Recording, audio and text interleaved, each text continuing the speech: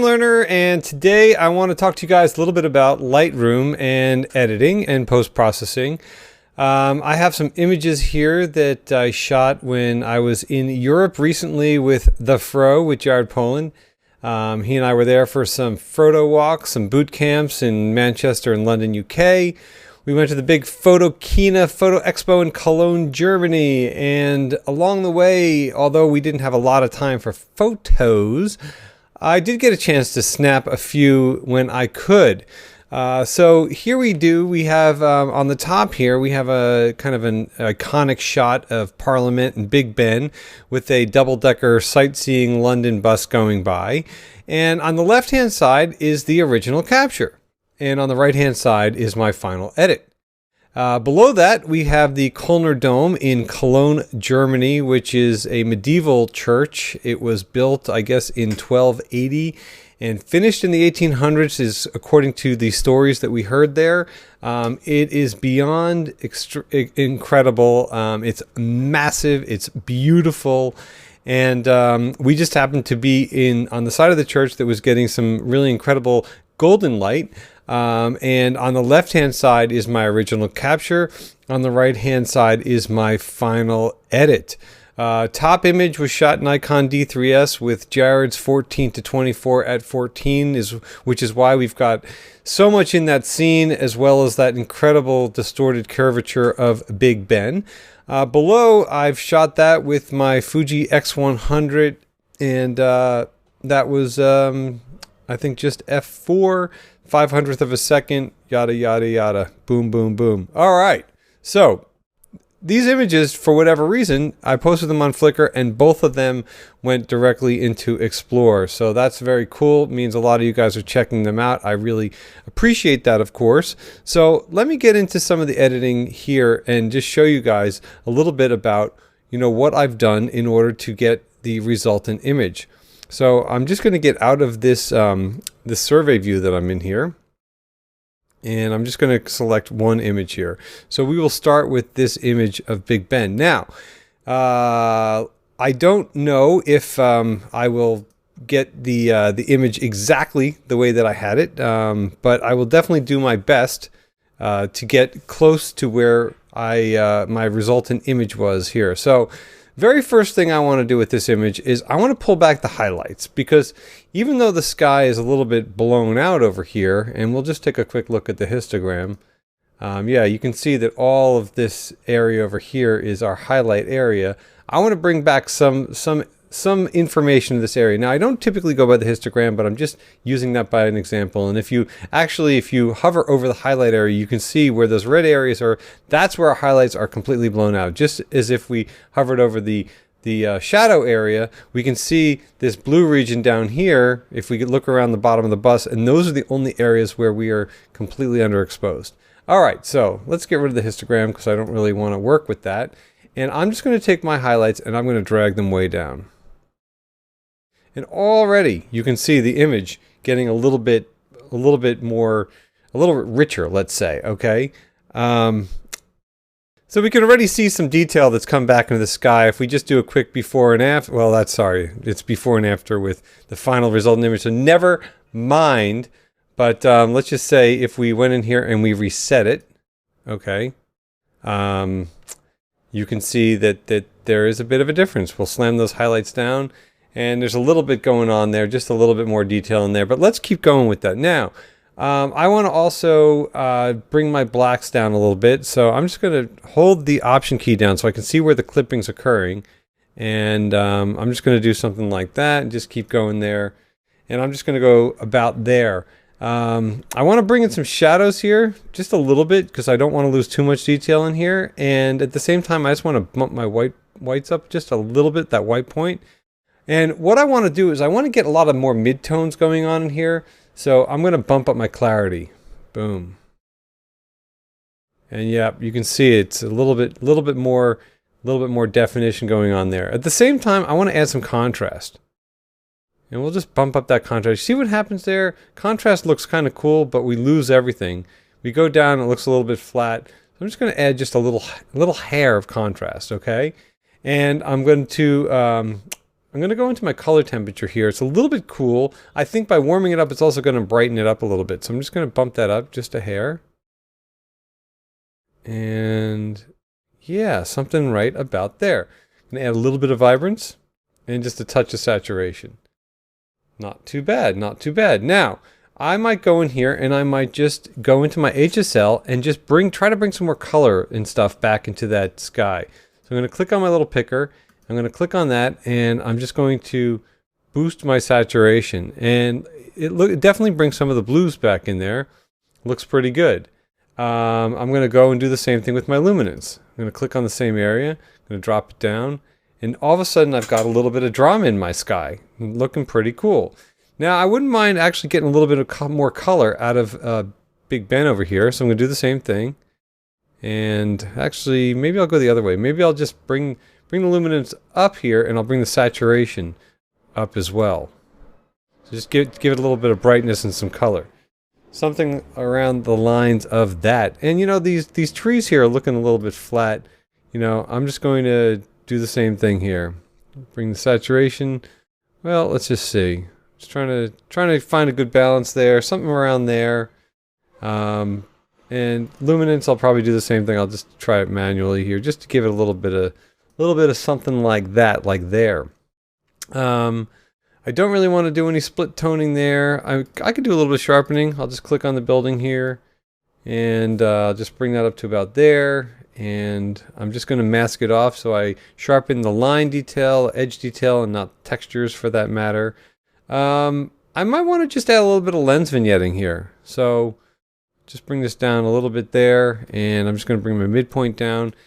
Yeah, it's a little bit dramatic. Not too bad, and it still looks a little bit dark in there for me. So I might want to just bring my shadows up just a hair. Just a hair. Something like that. And let's just look at the before and after. This was my before image. And what did I do differently here? I added more, let's see, not too much. It's pretty darn close to what I did before. I think there's more clarity in the other image. Let's just check that out really quick.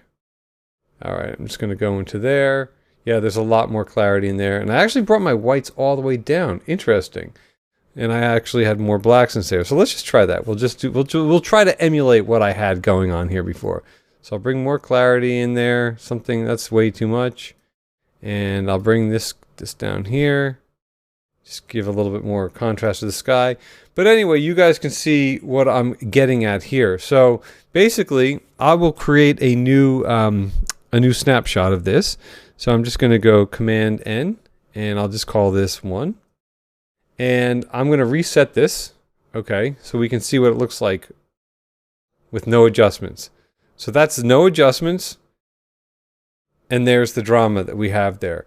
Pretty cool, right? Same thing is going to go for the Kölner Dom. This was the before, this was the after. Let me bring these two images up. I'll bring them onto the screen into survey mode by hitting the N. Just get rid of this distraction right over here. Okay, just do that. And we can see that there's kind of a big difference over here. Now, I must say I did straighten it out just a little bit here beside doing some split toning and overall adjustments. So let's just go in there. I'm going to get out of survey mode. I'm just going to click onto this one image over here. I'm going to clean up the bottom of the frame so I have more space. I'm going to hit the D key to go into the develop module, and let's just get right to it. Okay, so exposure I think I like. I'm just going to add a little bit of contrast right off the bat. Just going to bring my highlights down just a hair. My black levels, I'm just going to bring them down just a little bit like that. And I'm going to add some shadow detail like there, and maybe just pop my whites up a hair. Definitely want to add some clarity, which are my midtones, something like that. That's really kind of cool. Almost gives it a metallic look. Touch of vibrance, touch of saturation, and I'm just going to pump up my temperature because for whatever reason the Fuji shoots a little bit cool, which is fine with me. So I'm just going to warm it up, and we're just going to go about there. Now, at the same time, I know I did some split toning, so let's just do something like that. So I'm just going to start with this as the blue, and I'll start with this one over here in yellow, and those are typically my starting points. And I'm just going to adjust this, 'cause I like when this is more magenta-y. Let's see, somewhere like that. And I'm going to bring the saturation way down because I don't want it to be overly done. Balance, I don't want it to be too much, you know, so I'm just going to bring the balance up a little bit over here. And I'm probably going to do the same thing with the shadows. That's too green. I'm going to bring that down so it's a little bit, oh, I had it for a minute there. Very sensitive. I'm going to make it a little bit more goldenish. Yeah. Just trying to find where it is. And I'll bring my saturation down on that as well. Somewhere around that, like that. Something just a little bit subtle, okay? And I'm going to go into my HSL, and I'm going to get more out of the sky. So I'm going to bring my luminance down, and we're going to go somewhere around there. Let's see. Do the same thing with the front of the facade over here. And I'm going to do the same thing with saturation. And, you know, look, these are very, very quick adjustments that I'm making here, guys. Obviously, typically, if I was doing this, you know, for realsies, I would spend a lot more time on it, but I'm just kind of giving you guys a bit of an overview onto some of the process that I use, and maybe this will get you guys to try some new things out as well. Okay, so now that I've got this kind of like closely approximated, I know that the other one was a little bit more magenta, and I'm not really worried about emulating it perfectly. I'm just kind of giving you guys the process. I can tell already that the image is skewed a little bit like this, okay? It's not quite centered perfectly. Not critically important to me, but it does matter. So I'm going to hit the R key, and I'm going to go and I'm going to adjust my angle over here. And I can see the angle's just skewed a little bit. So I'm just going to bring it somewhere like that. And I'm trying to line it up with the center post over here. At the same time, I'm also going to bring the center point line. Just going to bring that down so that it really lines up, because this is architectural, I really do want this dead on center. So somewhere around there. We're not quite, the angle is still a little bit off. Just going to work on that for a minute here. And yep, somewhere around there. Let's see. And let's just give it a little bit of a look. That's actually pretty darn close. Let's see, just a little bit more. Something like that. And yeah, now our center point's just moved a little. Oh, hey. Come on, you. There we go. Okay, such a fine-tuned adjustment here. Something like that. Okay, let's try that. Hit the R key again, and the R key gets you in and out of the cropping module. So there you go. There's something. I'll just create a quick snapshot, which is Command N. I'll just call that 1. And let's just look at the difference between the original image, which, beautiful, looks really nice, and then the dramatic edit that we put forth here. So there's just some quick little tips and tricks to doing some edits and kind of really getting a lot more out of your images. I mean, automatically to me, this image looks a lot sharper. It looks a lot more vibrant. A lot of what we're dealing with digital cameras is we've got anti-aliasing filters in there between the right before the image sensor. What that does is that it changes the light pattern so that we don't get things like moire, we don't get things like chromatic aberration, but at the same time what that also does is that it softens the image and we lose sharpness. So one thing I recommend to everybody is to try to sharpen their images. Unless you're going for a very kind of a soft and subtle look, I think sharpening is really great. Oftentimes sharpening can really be achieved simply by bringing down your black point, adjusting your clarity, and some contrast. You know, sharpening, we actually didn't even sharpen this image, and you know what, I'll just add some. So I'm just going to pick this point right here.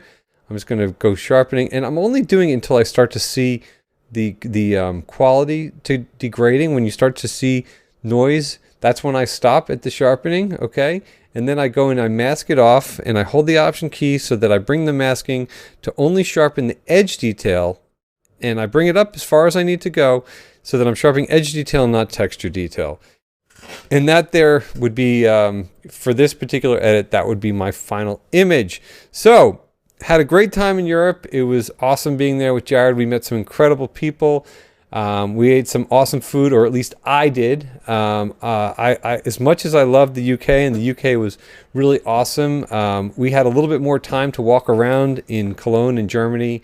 And it was so nice. The weather was beautiful. People were really friendly. And had a really great time. So can't wait to go back, spend more time in those places. And in the meantime, I hope that this helped you guys out and gave you guys some ideas for ways that you could take your editing a little bit further.